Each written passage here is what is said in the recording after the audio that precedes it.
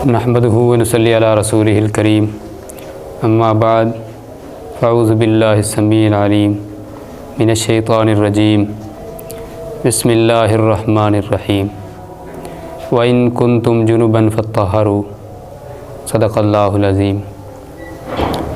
अल्लाह रब्बुल इज़्ज़त अपने कुरान मजीद में इरशाद फरमा रहा है कि जब तुम जुनूबी हो जाओ, जनाबत की हालत में हो, तो फिर फत्तहरू, तुम पाकीज़गी हासिल करो, यानी गुस्ल करो।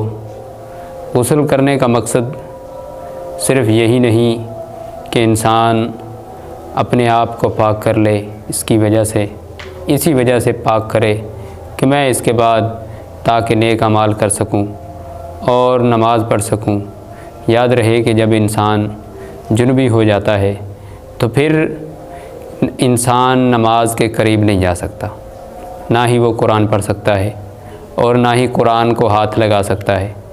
लेकिन जब तक कि वो गुस्ल ना कर ले, उस गुस्ल का तरीक़ा कार क्या है, किस तरह से गुस्ल किया जाए, आज हम इसी उन्वान पर, इसी मौजू पर इंशाअल्लाह आपके सामने गुफ्तगू करेंगे कि वज़ू का मसनून तरीक़ा क्या है और किस तरह वज़ू किया जाए। कई साथी किसी को वज़ू का नमाज़ करना, वज़ू का तरीक़ा भी नहीं आता और फिर गुस्ल का तरीक़ा आना तो बड़े दूर की बात है।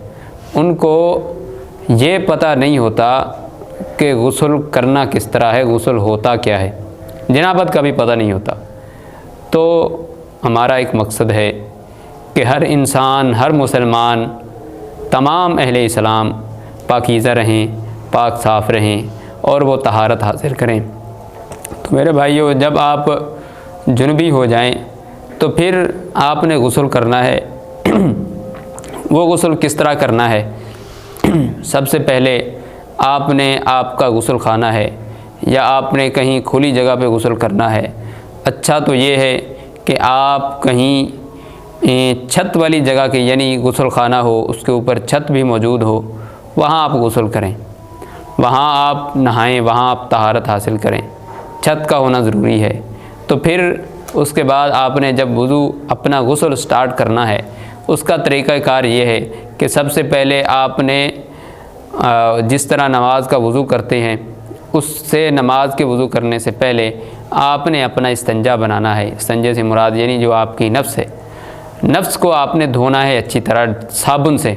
कई लोग कहते हैं कि उस वक्त मट्टी से धोया जाता था, तो अब चूँकि वहाँ उस दौर में रसूल अकरम सल्लल्लाहु अलैहि वसल्लम के दौर में जो साबुन था वो अवेलेबल नहीं था, साबुन की मौजूदगी नहीं थी, तो मट्टी के साथ धोया जाता था। अगर अब भी आप मट्टी से धो लें तो इसमें कोई कबाहत नहीं है, कोई मसला नहीं है। तो लेकिन चूँकि अब आपके गुस्ल खाने में या जहाँ भी आप गुस्ल कर रहे हैं, यानी वहाँ टाइलिंग का रिवाज है, टाइलें लगी हुई होती हैं, तो फिर आपने मट्टी कहाँ से लाएंगे, किस तरह से मट्टी वहाँ अंदर रखेंगे?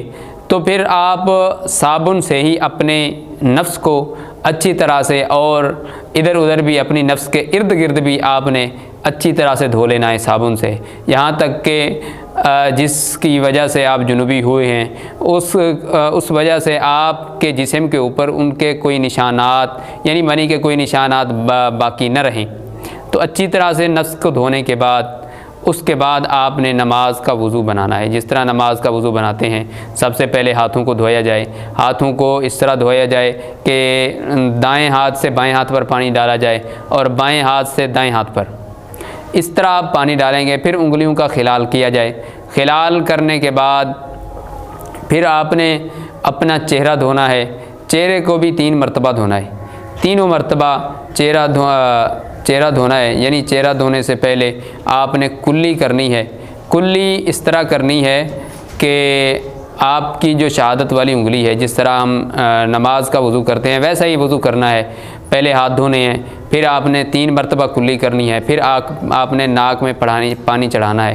नाक में पानी चढ़ाते वक्त आपको याद रहे कि जब आप नाक में पानी चढ़ा रहे हैं तो ये जो ऊपर वाली नरम हड्डी है ना, नरम हड्डी के ऊपर तक पानी जाना चाहिए। ये नहीं कि ऐसे ऐसे आप करें और वैसे ही नहीं, ना ही नाक को साफ़ करें और ना ही पानी ऊपर तक जाए। इस तरह आपको मालूम हो, जिस तरह के एक इंसान को गोता आता है, तो ये चीज़ आपको मालूम होनी चाहिए। आपको आपके तीनों मरतबा इसी तरह आपने पानी चढ़ाना है नाक के अंदर। तो फिर उसके बाद आपने चेहरा धोना है, चेहरा भी 3 ही मरतबा धोना है। उसके बाद आपने अपने बाजू धोने हैं कोहनियों समेत, यानी कोहनियों से ऊपर तक इस तरह धोने हैं कि कोई वज़ू के अज़ा में से कोई आपका कोई भी हिस्सा कहीं से सूखा ना रह जाए। अच्छी तरह से धोना है। 3 मरतबा दायां बाजू धोना है पहले, फिर 3 मरतबा बायां बाजू, फिर उसके बाद आपने मसा करना है सर का मसा करना है, फिर उसके बाद कानों का मसा करना है।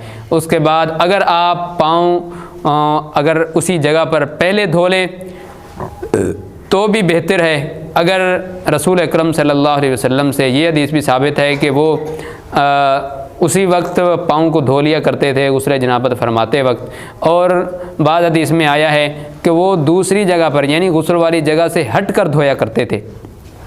आप दोनों तरीक़ों को इस्तेमाल कर सकते हैं। तो उसके बाद आपने 3 मरतबा अपने हाथों को यानी इस तरह चुल्लू बनाकर, चुल्लू आप बनाएंगे इस तरह पानी लेकर, यानी अगर टूटी से आगे के टूटी से पानी लें या आपने बाल्टी रखी हुई है या कोई टब रखा हुआ है, इस तरह चुल्लू बनाकर चुल्लू भरकर 3 मरतबा आपने अपने सर का खिलाल करना है। सर का खिलाल इस तरह करना है पानी डालकर, फिर आपने ये जो अपनी उंगली हैं उसके अंदर सर के अंदर अच्छी तरह से फेरनी है ताकि बाल जो अपने सर के बाल हैं उनकी जड़ों तक पानी पहुँच जाए अच्छी तरह से। कि उसके बाद अगर आपकी दाढ़ी भी है, दाढ़ी का भी ख्याल करना है वज़ू के दौरान जिस तरह आप चेहरा धोएंगे उसी वक्त दाढ़ी का भी ख्याल कर लें। तो फिर आपने 3 मरतबा इस तरह पानी डालना है। 3 मरतबा पानी डालने के बाद फिर आपने पूरे बदन पर पानी बहा लेना है अच्छी तरह से। जो आपके बगल हैं, बगल के अंदर से भी, इन जो मखसूस जगह हैं इनके अंदर से भी जो है ना आपने खुसूसी इनका एहतमाम करना है कि यहाँ से कोई जगह सूखी ना रह जाए। बगल के अंदर भी, और जो आपकी नाफ है नाफ के अंदर भी, और हमारी जो घुटने हैं यानी घुटने के पीछे की जगह भी, और पाँव के नीचे की भी जगह भी, और पाँव की जो उंगलियां हैं उनके अंदर की जो जगह है वो भी आपकी कोई भी सूखी ना रह जाए। ये था गुस्ल का मसनून तरीक़ा जो आपने समझा और मैंने समझाया। अल्लाह रब्बुल इज़्ज़त से दुआ है कि अल्लाह ताला हमें पाक साफ़ रहने की तौफ़ीक़ अता फ़रमाए और अपने रसूल के तरीक़ों के मुताबिक चलने की तौफ़ीक़ अता फ़रमाए। व आखिरु दावाना अनिल हम्दुलिल्लाहि रब्बिल आलमीन।